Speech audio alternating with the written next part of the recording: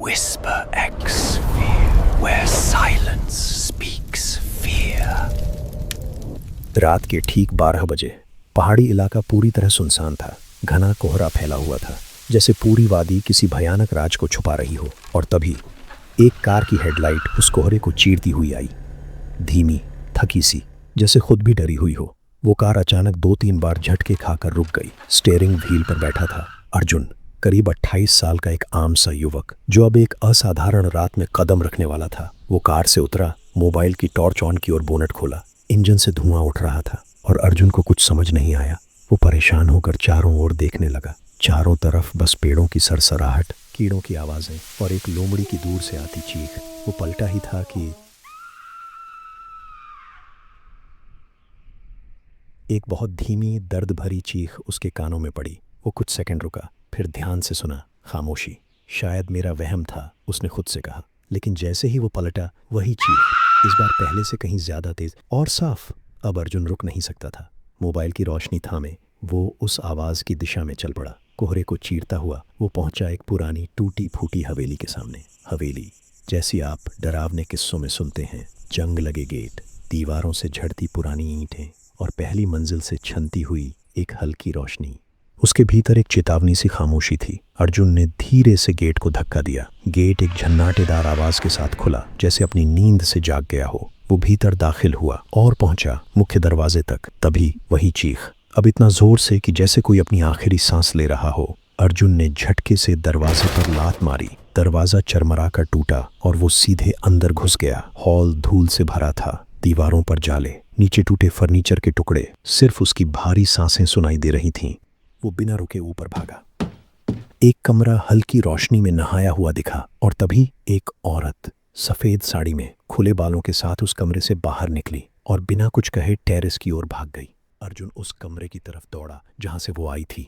कमरे के भीतर एक आदमी जमीन पर पड़ा था, खून बह रहा था, वो मरा हुआ था। अब अर्जुन की रूह कांप चुकी थी। अर्जुन दौड़ा उस टेरेस की ओर जहां उस औरत ने खुद को छुपाया था। टेरेस पर वो औरत खड़ी थी, रेलिंग के पास, पीठ मोड़े। अर्जुन ने धीमे स्वर में पूछा, कौन हो तुम? औरत धीरे से मुड़ी। उसकी आंखें जैसे कोई सपना देख रही हो या शायद सपना दिखा रही हो, और अगले ही पल वो रेलिंग से कूद गई। अर्जुन हक्का बक्का खड़ा रहा, फिर दौड़ता हुआ नीचे गया। वो औरत नीचे पड़ी थी, पत्थरों के बीच। उसका सिर फटा हुआ था और खून चारों ओर फैला था। शायद अब वो जिंदा नहीं थी। अर्जुन वहीं खड़ा था, निःशब्द। उसके मन में 1000 सवाल दौड़ रहे थे।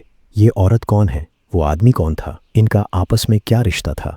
और ये दोनों आधी रात को इस वीरान हवेली में क्या कर रहे थे? लेकिन उससे पहले कि वो कुछ सोच पाता, उसके कंधे पर किसी ने हाथ रख दिया। एक भारी ठंडा साया। अर्जुन की सांसें थम गईं। धीरे धीरे वो पीछे मुड़ा।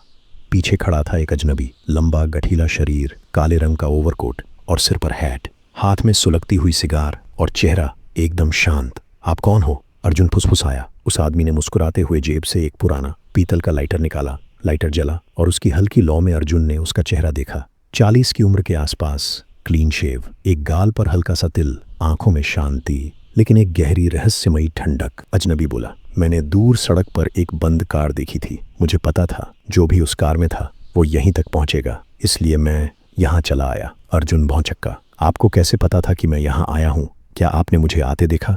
अजनबी कुछ नहीं बोला, सिर्फ मुस्कुराया और एक सवाल उछाल दिया, आप यहाँ के नहीं लगते, है ना? अर्जुन ने सिर हिलाया, नहीं, मैं मुंबई में रहता हूँ।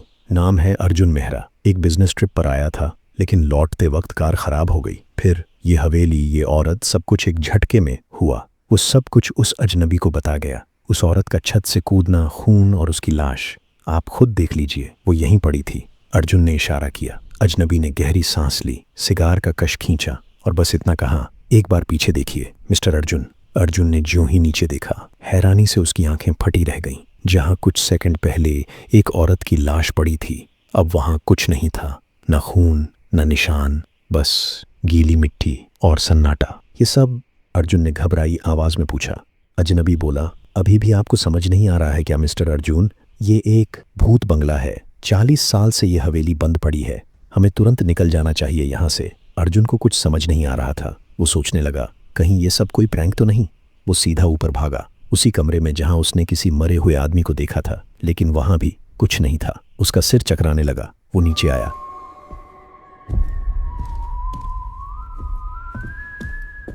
नीचे वही अजनबी उसका इंतज़ार कर रहा था। अजनबी बोला, अब तो यकीन आ गया होगा ना, चलिए यहाँ ज़्यादा देर रुकना गलत होगा, शायद आपकी लंबी आयु है इसलिए बच गए आप।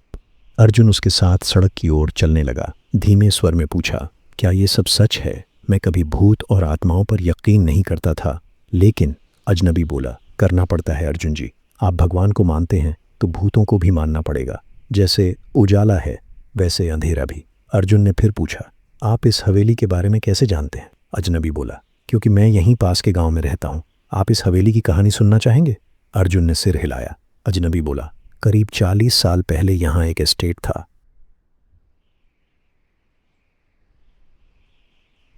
उसके मालिक थे अंशुमान ठाकुर। उनकी पत्नी थी निहारिका, बेहद सुंदर। एक दिन ठाकुर किसी काम से बाहर गए थे।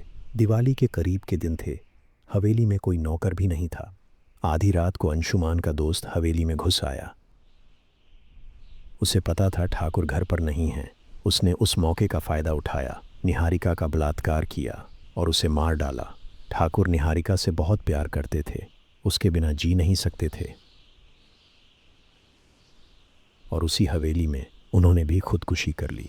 उस हादसे के बाद हर साल इसी दिन कोई ना कोई इस हवेली में आता है और बड़ी ही भयानक मौत मरता है। लोग कहते हैं उस हादसे के बाद निहारिका की आत्मा हर मर्द से नफरत करने लगी और हर साल इसी दिन किसी एक को यहाँ बुलाकर मार डालती है। अर्जुन को इस कहानी पर यकीन करे या ना करे, उसे कुछ समझ में नहीं आ रहा था। दोनों चलते चलते सड़क तक पहुंच गए जहां अर्जुन की कार खड़ी थी। उसके पीछे अजनबी की पुरानी कार भी थी। अजनबी बोला, मुझे पता है आप इन बातों पर यकीन नहीं कर रहे, लेकिन ये सच है, चाहें तो खुद देख लो। वो अपनी कार के पास गया और एक पुराना अखबार निकाल कर दिया। इसमें सब कुछ लिखा है, देख लो, समझ आ जाएगा।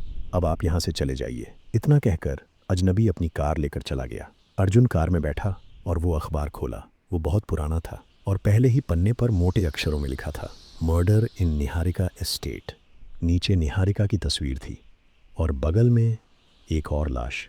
उस तस्वीर देखते ही अर्जुन का खून ठंडा पड़ गया। वही चेहरा, वही गाल पर तिल, मतलब इतनी देर तक जो उसके साथ था वही अंशुमान ठाकुर था। अर्जुन पहली बार इतना डर गया जितना वो कभी नहीं डरा था। उसे अपनी पत्नी का चेहरा याद आ गया जो 8 महीने की प्रेग्नेंट है। उसने तुरंत कार स्टार्ट की यहाँ से निकल जाने के लिए, और तभी पीछे की सीट से कुछ अजीब सी आवाज़ आई। वो धीरे से पीछे मुड़ा।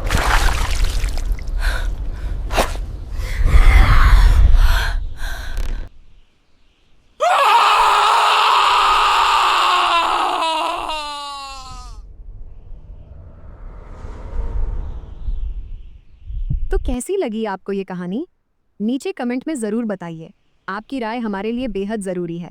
अगर ये हॉरर और सस्पेंस पसंद आया हो तो चैनल को सब्सक्राइब करें और बेल आइकन दबाना ना भूलें ताकि डर और सस्पेंस कभी ना छूटे।